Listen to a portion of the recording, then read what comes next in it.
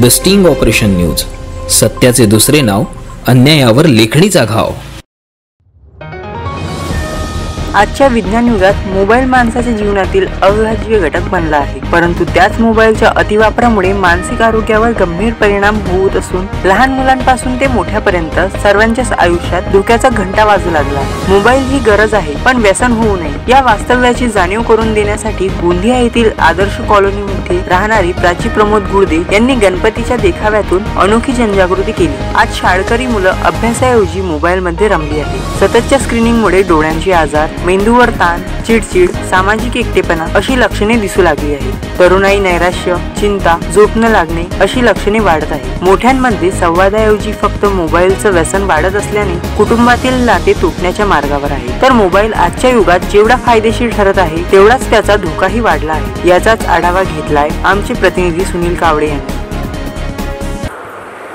संपूर्ण महाराष्ट्रासह देशभरात गणपती बाप्पा विराजमान झालेले आहेत. त्याचप्रमाणे गोंदिया जिल्ह्यात सुद्धा सार्वजनिक स्थळी आणि घरोघरी गणपती बाप्पा विराजमान झालेले आहेत.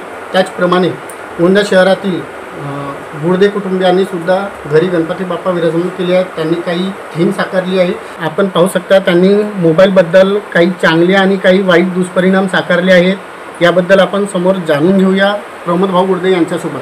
प्रमोद भाऊ, काय सांगाल, तुम्ही काय साकारले आहेत गणपती थीम? आज मोबाईल ही काळाची गरज असून त्या माध्यमाने आपण विविध आपले कामं, घरगुती कामं, बाहेरचे कामं करू शकतो. पण आज मोबाईलच्या अतिवापरामुळे मुलांमध्ये आणि सर्वसामान्यांमध्ये त्यांचं मानसिक संतुलन बिघडत आहे आणि आधारावर देखावा सादर केलेला आहे. यामध्ये आपण मोबाईलचे विविध उपयोग म्हणजे शिपमेंटमध्ये आपण सक्सेसमध्ये आपण काही त्या चांगली माहिती आपण त्याच्यातून घेऊ शकतो. पण आज मोबाईलच्या अतिवापरामुळे मुलांवर होणारे दुष्परिणाम पण इथे दाखवण्यात आलेले आहेत. त्या माध्यमातून त्यांचे डोळे कमजोर होणे, त्यांचं मानसिक संतुलन बिघडणे, चिडचिड होणे, हा सर्व आजार आता मोठ्या प्रमाणात वाढत आहे. त्या देखाव्यातून ते आजार कसे कमी होतील आणि स्क्रीन टाईम कसं कमी होईल याकडे आम्ही लक्ष वेधण्याचा प्रयत्न केलेला आहे. तसेच आपण मोनाताई यांच्याकडून पण जाणून घेऊया. जैसा कि आप सब जानते हैं कि आवश्यकता ही आविष्कार की जननी है, तो मोबाइल से जब हमको फ़ायदा मिला है और हम नहीं जानते थे कि मोबाइल हमारे बच्चों के लिए कितना दुष्परिणाम होगा. बस इस बप्पा के माध्यम से हम ये दिखाना चाह रहे हैं कि मोबाइल ने बच्चों को जकड़ के रखा है, इसीलिए हमें आगे आके अपने बच्चों को बचाना है. तसेच त्याचप्रमाणे प्रमोद गुर्दे यांनी मोबाईलमुळे कोणते नुकसान होतात आणि कोणते फायदे होतात असे देखावा त्यांनी साकारले आहे. Sunil Kawade, the sting operation news, Gondia. भाऊ, काय सांगणार? आज आपण दरवर्षी आपण नवीन उपक्रम करतात. यावर्षी आपण मोबाईलची थीम साकारली आहे. काय बरं आपण साकारली आहे? आज विज्ञान युगात मोबाईलचे खूप जास्त फायदे आहेत, त्याचप्रमाणे तोटे पण आता पुढे येत आहेत.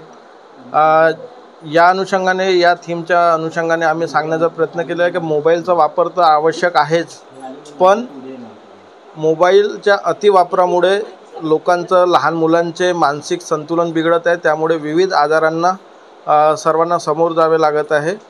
या मोबाईलच्या अतिवापरामुळे लहान मुलांचे डोळे लवकर खराब होत आहेत, चिडचिडपणा जास्त वाढत आहे.